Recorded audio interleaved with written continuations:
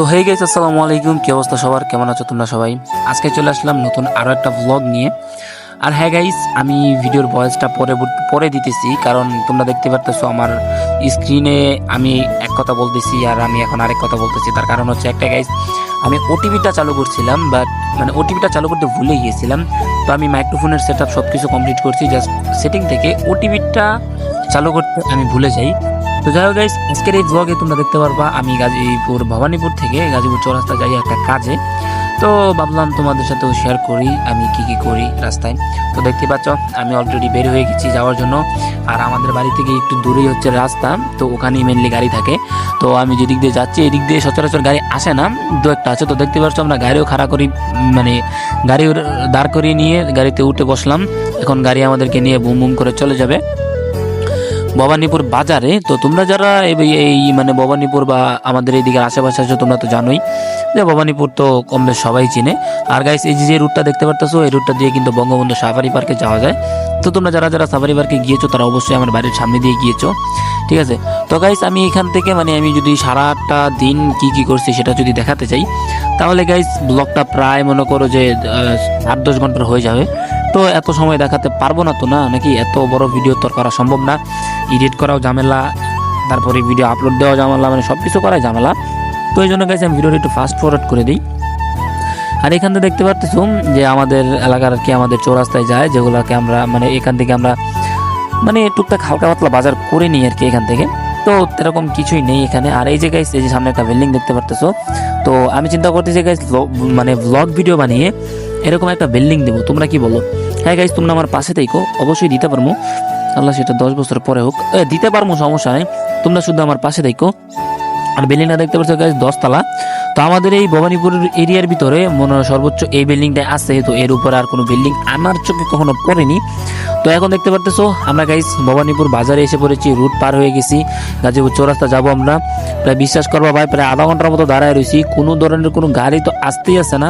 আর মাঝে মাঝে দু একটা প্রাইভেট কার যায়, ওগুলো দেখে আমার মনে হয় যে আমি ওগুলা যদি আমার হতো তাহলে তো কোনো টেনশনই থাকতো না, রিল্যাক্সে চলে যেতে পারতাম। এখন গাইস কি করা, নিজস্ব যেহেতু কোনো গাড়ি নেই, ভাড়া চালিয়ে গাড়িতে যেতে হবে। যে গাইস এই মাইকুগুলো দেখার পর আমি বারবার মনে চাইতেছিল যে ওদের কি থাকবে, খাড়া করে ফেলি, মাইকু দিয়েই যাই। তো যাই হোক গাইস, দীর্ঘ অনেকক্ষণ অপেক্ষা করার পরেই আমরা ফাইনালি গাড়িতে উঠে বসলাম। এখন গাইস আমাদের যাত্রার পালা। তো এখন এখান থেকে আমরা সোজা চলে যাব কোথায়? দাঁড়াও গাইস, আগে আমি একটু ঘুমিয়ে নিই, কারণ গাইস আমার ঘুম পাচ্ছে খুব।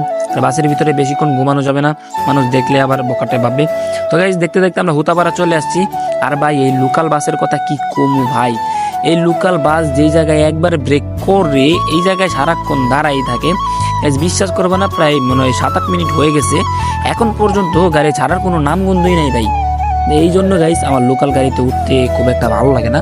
তো দেখো গাইস, অনেকক্ষণ পর দীর্ঘ অনেক সময় অপেক্ষা করার পর ফাইনালি গাড়ি টান দিছে। তো এখন গাইস আমরা এক ঝটকাতে চলে যাব কোথায়? রাজেন্দ্রপুর। তো রাজেন্দ্রপুর যাওয়ার আগে না তোমাদেরকে আমি কিছু দেখাই। দেখো গাইস, এই দৃশ্যটা কিন্তু অনেকটাই অ্যামেজিং লাগে। আমি ভাবছিলাম তোমাদেরকে স্লো করে দেখাবো, কিন্তু গাইস ওই সময়টা হয়ে ওঠেনি। ভিডিওটা এমনিতেই অনেকটা লম্বা হয়ে গেছে, ভিডিওটা এমনিতেই অনেকটা বড় হয়ে গেছে। তো সেই জন্য আমি কাট করে দিছি, একটু ফাস্ট ফরওয়ার্ড করে দিছি। তোমরা জাস্ট এভাবে দেখি উপভোগ করে নিও।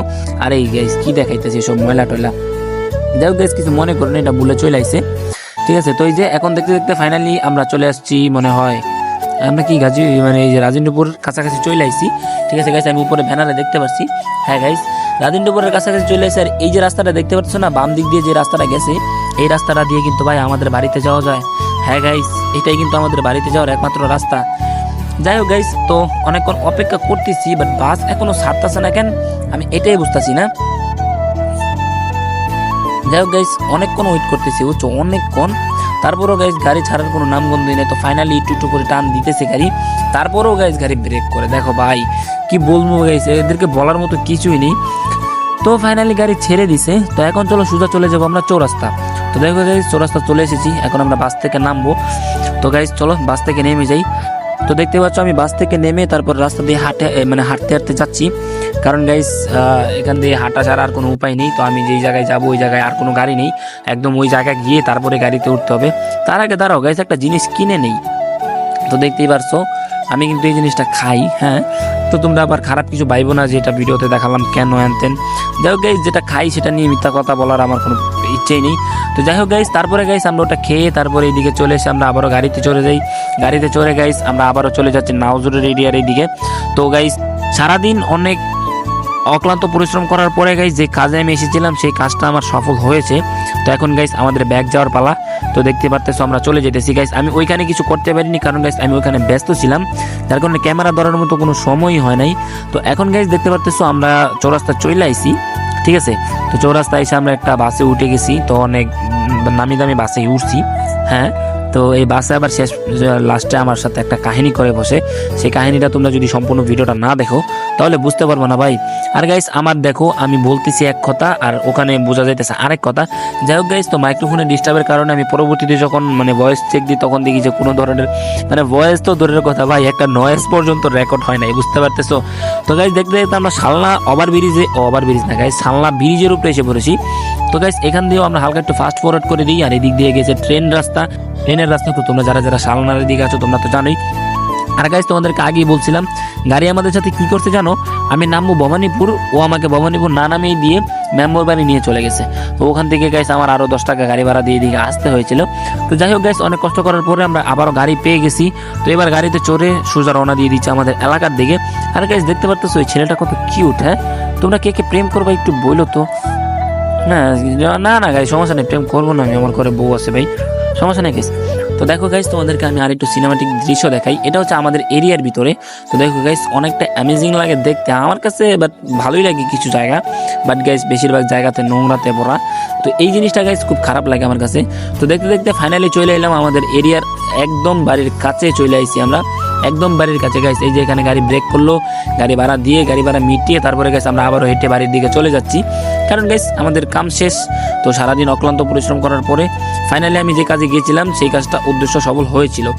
আর তো গাইস দেখতে পাচ্ছ অবশেষে বাড়িতে চলে আসলাম, এখন ঘর খুলে ঘরে ঢুকলাম। এখন গাইস এখানে বলতেছি এক কথা, এটা তো জানোই তোমরা, এটা আরেক কথা উঠবে, তো সেটা নিয়ে কখনো টেনশন করার দরকার নেই। আমি এখানে কি বলছিলাম আমার নিজেরও মনে নেই, যার জন্য তোমাদেরকে আমি আবার বলে বোঝাতে পারতেছি না, ঠিক আছে। তো গাইস আজকের ব্লগটা না আমি এখানে শেষ করতেছি। তো ব্লগটা কেমন লাগছে সেটা তোমরা অবশ্যই কমেন্ট করে জানিয়ে দিও।